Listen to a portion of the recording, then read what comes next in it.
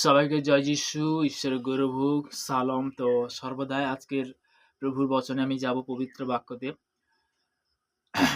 Romeo তার 10-9 এবং 10 এবং 11 পদ।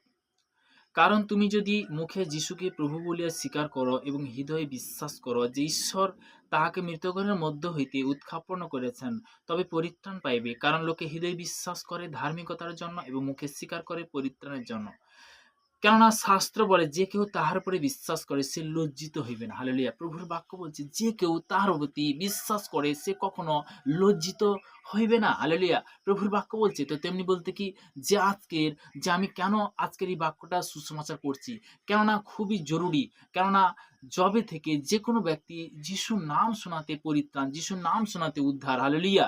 তো তেমনি বলতে কি, যে সকল সন্তানরা যারা শুনছে এই মুহূর্তে তাদের জীবনে পজিটিভ আসছে ঈশ্বরের নামে, তাদের মধ্যে সঠিক পথ আসছে ঈশ্বরের নামে। তো তেমনি বলতে কি, যে সর্বদা বিশ্বাসের সহিত পিতার বাক্য বলছে, কেননা শাস্ত্র বলে যে কেউ তার উপর বিশ্বাস করে সে লজ্জিত হইবে না।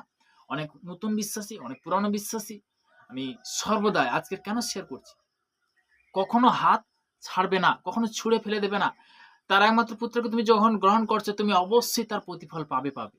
হালেলুয়া। যে যেরকম বিশ্বাস করবে। তো তেমনি বলতে কি, সত্যি পিতার ধন্যবাদ হোক। আমার আজও পর্যন্ত যে প্রভুর কাছে আমি চেয়েছিলাম, তো প্রভু, আমি সত্যি আমি মানে হিন্দু পরিবারের এক সন্তান। তো তেমনি বলতে কি, আমি যিশুর বিষয়ে জানতাম না। আমি জানতাম যিশু জাত বদলায়, ধর্ম বদলায়।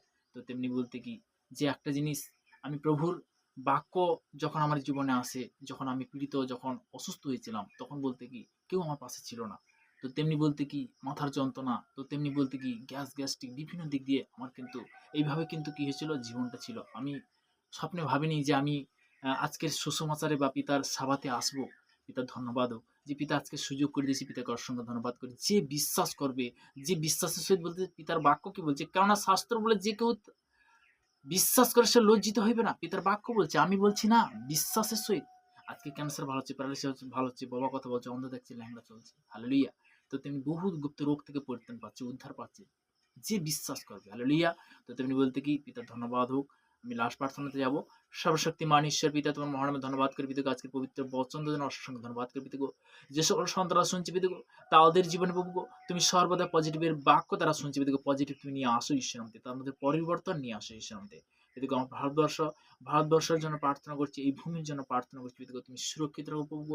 হার ইনফেকশন, হার ভাইরাস থেকে পিতাকে প্রত্যেকটা সন্তানকে তুমি সুরক্ষিত রাখো প্রভু। প্রভুকে সর্বদা পিতাকে, যে সর্বদা আকাশমণ্ডল সূর্যচন্দ্র তারা ভূমির জন্য প্রার্থনা করছি পিতাগো। কারণ আমরা সে সকল জিনিস নিয়ে পিতাগো ব্যবহার করছি, সে সকল জিনিস নিয়ে পিতাগো আমরা জীবনযাপন করছি, সেই সকল জিনিসের জন্য প্রার্থনা করছি। কারণ তোমার বাক্য বলছে, আদিতে বাক্য ছিল, বাক্যে পিতা পরমেশ্বর সমস্ত কিছু সৃষ্টি করেছে প্রভু। সেই সৃষ্টি প্রত্যেকটা জিনিসের জন্য প্রার্থনা করছি পিতাগো, তুমি সুরক্ষিত রাখো প্রভু। এই প্রার্থনা আমাদের রাজা মহান যীশু খ্রিস্টের নাম থেকে ছিলাম। Amen amen. সবাইকে জয় যীশু।